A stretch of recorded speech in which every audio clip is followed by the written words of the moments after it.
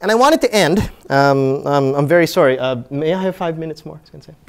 I wanted to end because on a story, the final anecdote I wanted to tell, because I know that a lot of you are saying, yes, but you know, that's just going to be impossible. Oh, there's just no way that that can be done. I forget what day it was, but recently was the anniversary of the assassination of Martin Luther King. Martin Luther King was killed approximately, 40 years ago.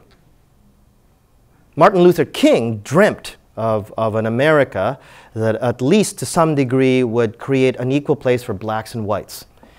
And to a great degree, that dream has not been fulfilled. But I think even Martin Luther King would be happy to say that, you see, the impossible is possible when he can look at Barack Obama and say that is America's first black president.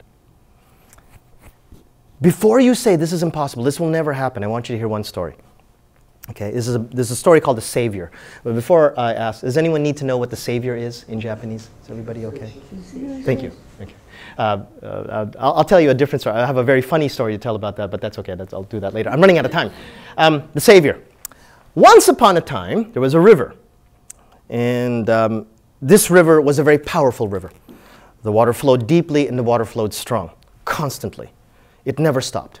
And the water flowed all the way down the river and was responsible for washing down whole boulders, whole rocks. And at the bottom of the river was the usual assortment of rocks and twigs and dead branches and things.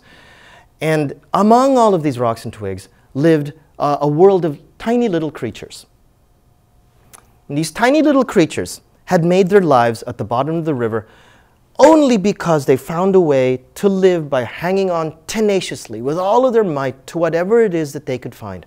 If it was a twig, if it was a rock, if it was a boulder, that was how they lived. But, they actually had some progress in their lives. They learned how to evolve language. They could speak to each other. They learned how to fall in love, even as they were holding on to these rocks and these twigs. They learned how to take care of their young. They learned how to have families. And they learned how to pass on their stories and their knowledge to each other. And part of that knowledge was simply this: there is nothing more to life than holding on to these rocks, because if you ever let go, you surely will die a very violent death in that very fast river. Life is about hanging on, holding on to what we have, cherishing each other and helping each other, but you have to hold on, because if you ever let go, you will surely die. This is the stories that they told each other, and this went on for generations and generations and generations. One day, one of the creatures, as he began to grow older and he saw that there really was nothing more to life than just hanging on against this constant flow of water that made it so hard to even hear his friends, said to himself, I'm so tired of this, I'm so sick of this. There's got to be more to life than this. And even if I do die, maybe even dying would be better than just a life of just holding on. His friends heard him talk this crazy talk and said, don't be so foolish, that's suicide. Surely you'll die. He said, I'm tired of this. And he just let go.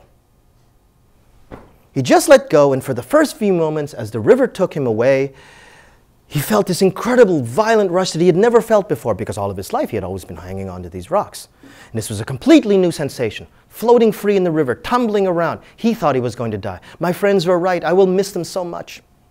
And his friends watched him float away. Oh, you're so stupid. Why did you do that? Now you'll die. He kept floating away from his friends and kept floating down the river past the other creatures. But he noticed that the more he floated to the top, he noticed that the water actually started to become calmer. And he actually got used to the sensation. And he found himself with a feeling of flying. I can fly. I can swim. Wow, this isn't so bad. I'm not dead. So he started yelling down to the other creatures, just let go. It's okay. Just let go, just let go. You can be just like me. And the other creatures heard this voice from above. And they looked up and he said, oh, look, it's God. It's God, it's the Savior. And he said, no, I'm not a savior. I'm the guy from down the street. I just let go. He said, oh, no, you must be a God. If you were one of us, you would be dead. Surely you would die in this river. I said, no, I'm not a God. I'm not anything special. There's a better life here. Just let go of the old ways.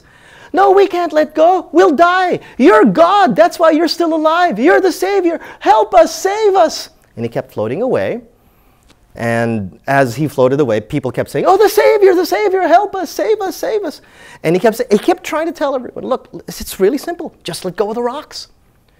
But no one believed him because they thought he was the special one. He was the great one. He was the Savior. And he said, "I'm not the Savior."